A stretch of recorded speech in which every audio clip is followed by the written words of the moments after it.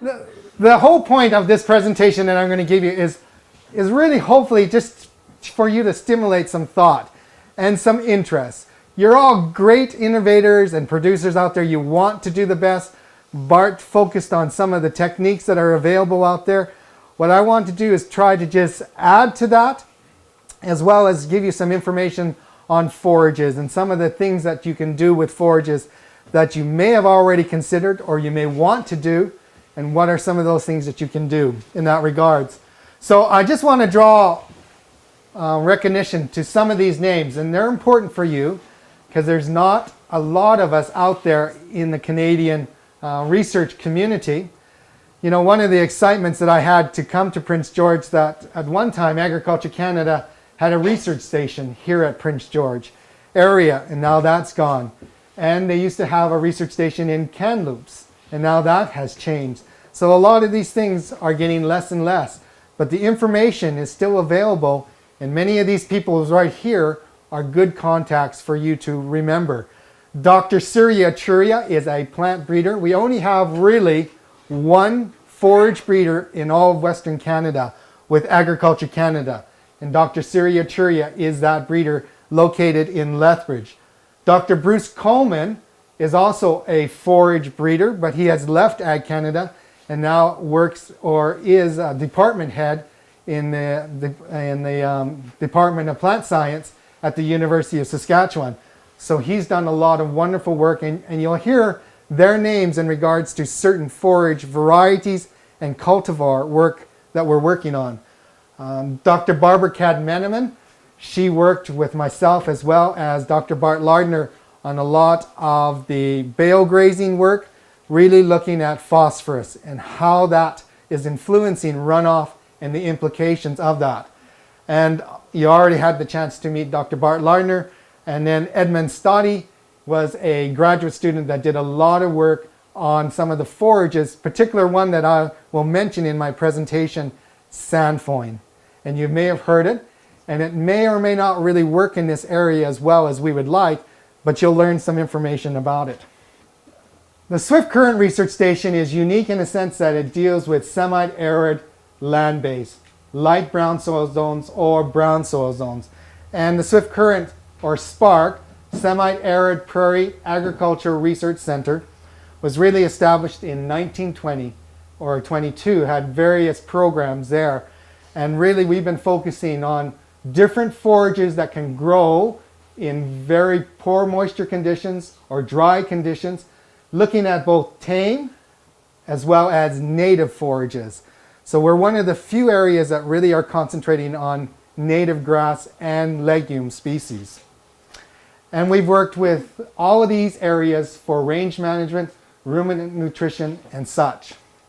So SPARC is the only Agriculture and Agri-Food Canada research station that really encompasses or deals with that brown soil zone. And that really accounts for Western Canada, about 20% of our agricultural arable land base. And just like Bart, we also give tours, and we also work with producer groups and industry to try to convey and to pass on the technologies and informations that we have. So one of the things that I'll be making references is I have some fact sheets here for you. And on those fact sheets you'll see some information in regards to essentially 3 areas. And I won't have time to really go through a lot of these areas here, but one will deal with sandfoin, which is a non-bloating legume that I'll talk a little bit about. Also, in Western Canada, we have a lot of issues sometimes with salinity or alkalinity issues. That's not really a big concern so much for the Prince George area, but we also are dealing with certain weed species that we want our grasses or our pastures to be able to outcompete. So that's a little bit of information on a new grass that's available called AC Saltlander. And as the name sort of implies, it can survive and it can grow in very saline areas. And the other one that I wanted to just give to you is a little bit of information on some of the work that we're doing, just new work that's also Dr. Bart Lardner is associated with, is extending some of the grazing season in that midsummer slump period and into the fall, and looking at some of the old as well as the new forages that have been developed, particular legumes and grass mixtures that can extend the grazing season. So all of this information you can find on these fact sheets, and that will help you so you can just concentrate a little bit on what I'm trying to say. You know, the greatest thing that we've had lately in the last 3 years or so is that we've seen a huge resurgence and a huge value to the beef industry. So this kind of just shows you in regards to these animal weights, which are around that 800 to 900, how the market values have changed dramatically in regards to in 2013 blue versus 2014 red, and now in 2015 the prices that these animals have been marketed at. You can see consistently for those higher weight animals, the blue bars versus the red bar versus the green bar, we have seen huge prices. Huge prices have allowed us to really look at our industry a little differently. There may be opportunities for you in which you're able to now use some of those resources or that revenue to rejuvenate pastures, to look at your pasture systems and what you can do with them. We've also seen that same trend associated with those lighter animals, 500 to 600 weights.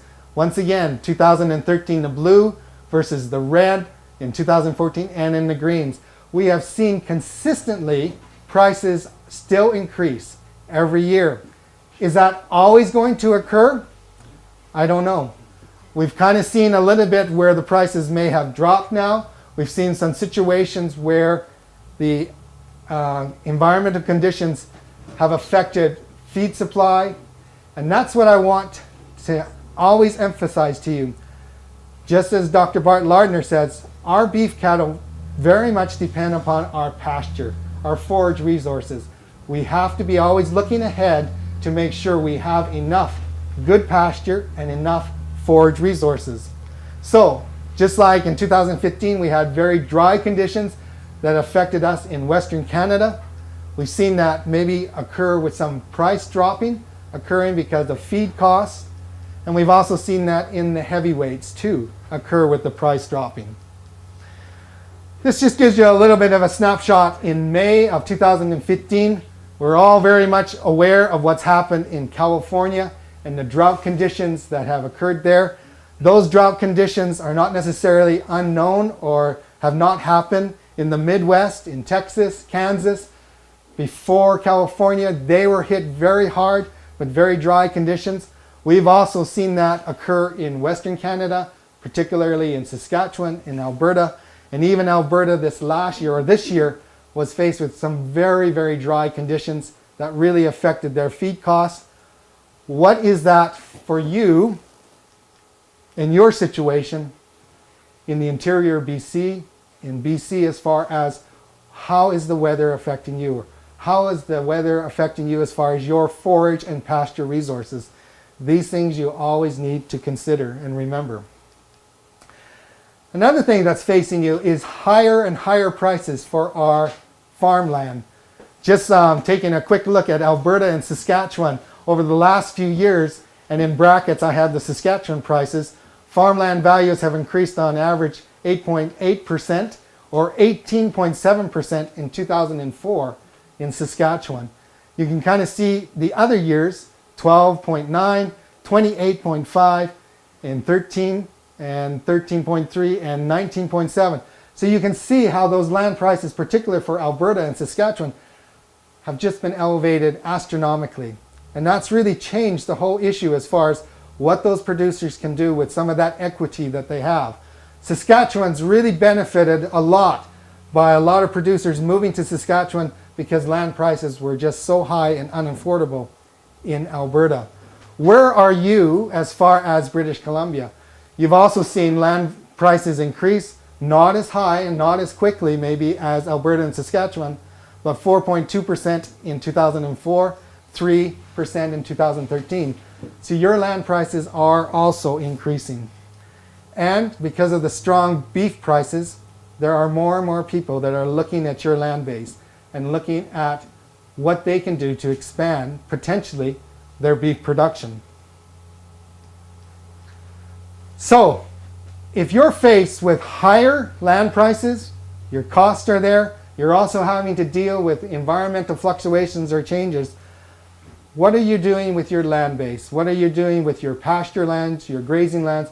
How can you become more sustainable or more assured that you can maintain your productions? Really, to remain competitive in agriculture, there is a need for you as producers to make changes and become successful innovators, to really look at what you can do to maintain your productions. You know, so often we might just look at going from plan A to plan B, but you're going to have to look at what situations will best work for you and not get locked in to only one type of solution or one type of motivation. You need to look at all the different angles. One way is through better utilization of your existing forages. You have forages there that you might be very happy with, but what is that forage base going to do if your climate changes a little bit, if your moisture regime changes a little bit? How can you best utilize that land or those pastures? How can you best utilize the animal base that is utilizing that pasture? In essence, you want to be able to extend your grazing season. You want to be able to keep those animals longer on those forage pastures. And so you're looking at opportunities in which you can have those animals on better pastures, on improved pastures, as well as utilizing some of your native or less marginal forage pastures as effectively as you can. We've already mentioned that within the beef system, a large proportion of your cost is associated with feeding that animal, 65% or higher. And really, what we're trying to do in the research that I will show you is trying to work with Mother Nature, trying to not go against her, and trying to develop very environmentally and economically sustainable systems that can last a long period of time. So really quickly, bale grazing defined. Bale grazing on field is a method to providing feed to beef cattle during the winter months. It's an opportunity in which you can take those animals out of the dry lot, put them out in an area in which they can then redeposit the nutrients from urine or from dung onto the land base there, and you're feeding them. So it's been widely utilized now in Alberta and Saskatchewan because a lot of producers have seen the merits of it. And bale grazing can offer both economic and environmental advantages. Not only are you taking the animals outside, you're not having to haul that material, that waste as manure out there. You're saving as far as feed costs by not having to bale all the feed and haul it in. You're having the feed somewhat out in the pasture that can be utilized. And so these are all strategies that can save you money. And the research has shown that there is the possibility for increased nitrogen capture in the soil profile compared to other intensive corral feeding methods. But proper site selection and bale density will ensure proper nutrients from the manure and urine is utilized by that pasture system. So you have to always remember that. So we did a study with Dr. Lardner that was finished, and it dealt with some of the stuff that he had already mentioned. So I'm not really going to repeat that stuff. I'm more so just going to tell you what we kind of found in our drier situation. So 2008, we did this winter bale grazing study. In our case, we were looking at two different grasses, common grasses that occur in Western Canada. Russian well rye, which is noted as a bunch grass that has some really good growth characteristics. It can grow and keeps its quality later in the season. So it has some advantages as far as, in our case, looking at for fall grazing or later summer grazing, as well as crested wheatgrass. And crested wheatgrass is very hardy. You can graze it in the springtime and then use it in the fall time if you have sufficient moisture. So we also did the same procedure or protocol that Bart would have told you as far as number of animals and number of bales per acre. And so all of those were the same. And as I said here at the bottom here, our feeding period was using cows for 96 days and averaging about 1,900 cow days per hectare versus what he was using was per acre. So that's the reason why we have more cow days. there's a little bit about Russian well rye. That's something that you might see as far as in the Kamloops area. It's very long-lived. It has good nutritional qualities, and it's able to hold that quality later in the fall season. And that's why we were looking at that one in particular. And the Russian well rye needs a lot of fertility. It needs nitrogen. And so that's why it may have some advantages as far as using the bale grazing system or scenario. So the background, the concerns about bale grazing has already been sort of raised by Bart already. You have the nutrient loss from the agriculture is a concern. Manure is a particular concern. Loss of nitrogen and phosphorus differs for how the plant utilizes it. The phosphorus can accumulate in soils, and excess phosphorus can be lost from the soil. So in the runoff, it can become a huge issue. So there's a high risk of nutrient loss during snow melt runoff in the spring. The highest volumes of water flow in the prairies for us occurs in the spring. So you can have quite a bit of movement as far as the nitrogen and phosphorus. Frozen soils during the winter time, or even during some of the warming up periods that we get in Alberta and Saskatchewan called Chinooks, that doesn't give us enough of a chance for that nutrients that's been frozen and hard packed there to really work into the soil. So a lot of that is opened up in that spring runoff period, and the snowmelt run directly into a lot of our water bodies, which can cause a lot of environmental concerns. So just briefly, a little bit on how our study was set up. We had it on Russian well rye pastures. We did this in the fall of 2008. We had a number of sites within that pasture system, and you can't hardly see this, but these are various microsites in which we actually were able to monitor the soil conditions that was associated with that. So this one gives you a little bit of idea of what the Russian well rye. These are those microsites that we were monitoring soil conditions. You had the controlled ones here in which we had no bale grazing occurring in that regards, and we also repeated that in the crested wheat. The information that I'm going to share with you today is just on the Russian well rye, but the crested wheat essentially responded similar to what we found in the Russian well rye. And we also had some controls there. In those controls we had where we applied an equal amount of manure. So what would be the effect if you just hauled out the manure to those sites versus having the animals bale graze? So we had the controlled, a manure application, and a bale grazing scenario. So there just kind of shows you these wooden structures. We would be able to collect the runoff from when we had these bales on these sites there. So we would know what the runoff characteristics would be in the springtime. And then this just shows you how we had these bales set up and these various microsites on the Russian as well as the crested wheatgrass pastures. And that's what it would kind of look like as the animals would move up. We also would limit this. The animals would only have access to those bales at certain times as we move up the field. So the objective of that study was to really see the effect of the winter bale grazing feeding strategy on the perennial things, in this case Russian well rye and crested wheat, which are considered bunch grasses generally. And we wanted to see the effect of the bale grazing on biomass production, as well as would a heavy harrowing effect, or if we harrowed that material, would that improve the ability to break up some of that litter mat and improve the forage production. That was one thing that we wanted to see, because as you saw in some of Bart's pictures, you get quite a bit of that manure and that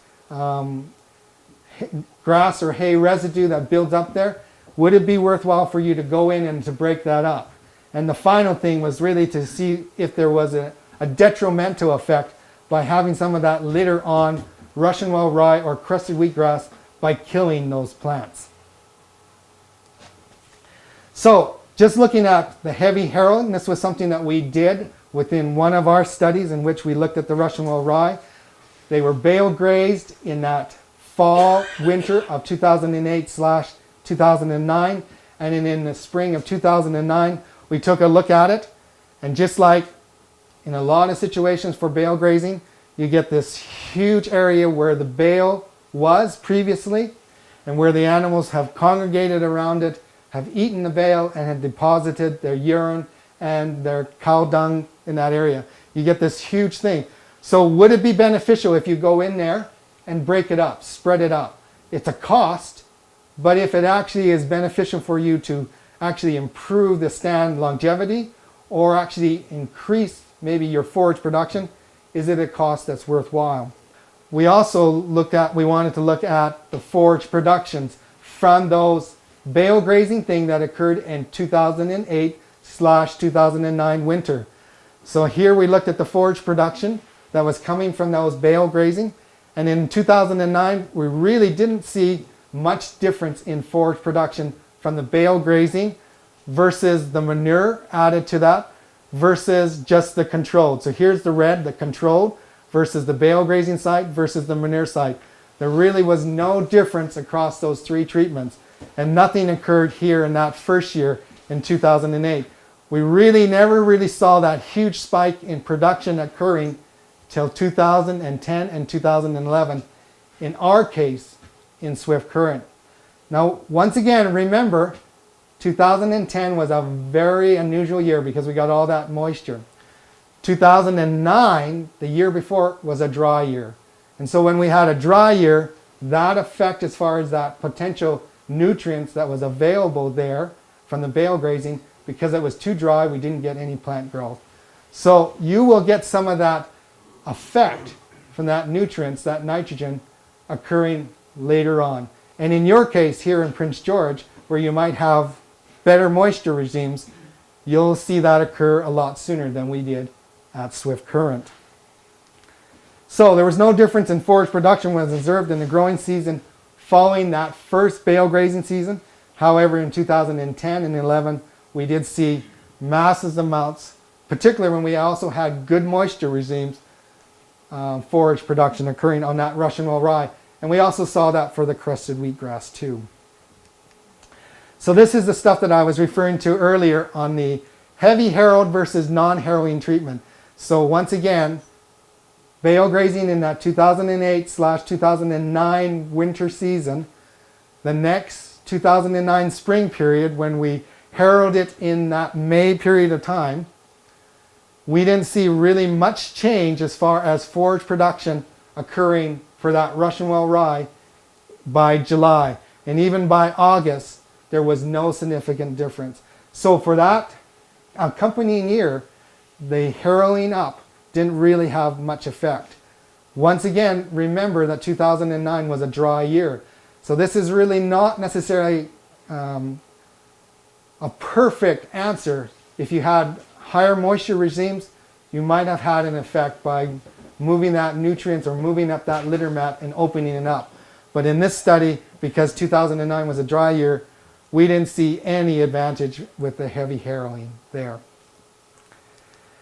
So, did we find any dead spots? That was the other concern, because for your pasture, you don't want to have a winter feeding strategy that's going to end up with you having plants die out. You want to make sure, if anything, that you're improving your pasture's conditions. So in these cases, there has been some literature that has suggested that by putting lots of litter or lots of trampling or animal impactations on bunchgrass species, particularly like crested wheat, like Russian Well rye, you can get maybe a lot of plants dying out. We didn't really observe that at all when we did this over the 3 years for crested wheat or for Russian Well rye. In fact, if you look again, that spring of 2009 where we had something like that, by late summer of 2009, for those fairly aggressive species such as Russian Well rye and crested wheat, we saw the plants still pushing through and staying alive. And by 2010, by the early summer, they had pretty well had taken over and had survived. So just imagine that this is in a very dry situation in our case. 2010, we had very good moisture. That only helped the situation. So the crested wheats and the Russian Well ryes, they can survive quite comfortably. You've already seen that from Bart's stuff and his pictures. After about 2 or 3 years, a lot of those areas that were really heavily matted and covered up, the grasses do come up. There's still some of that advantage of that nitrogen that's there that will help. All right, so just as Bart said, it's not all 100% good. You have to realize that there is a huge amount of nutrients that is there. You have that nutrients that is associated with the urine as well as the cow dung that has a huge component of phosphorus. So these high concentrations of phosphorus can be a concern. Whenever you're picking your sites or wherever you're looking at what site to use, always remember or consider that you might have runoff and where that runoff is leading to. That has a huge impact of the environmental consequences of what you're doing. So the spring runoff at Spark, observed bale grazing sites generally had higher dissolved ammonia nitrogen and nitrate nitrogen levels compared to the control site. That nitrogen, if it's rolling down from the runoff, is going to affect somewhere. And so that's what you always have to remember, that you should have caution and you should realize how your bale grazing or winter feeding strategy is affecting the environment and what regulations may be coming your way.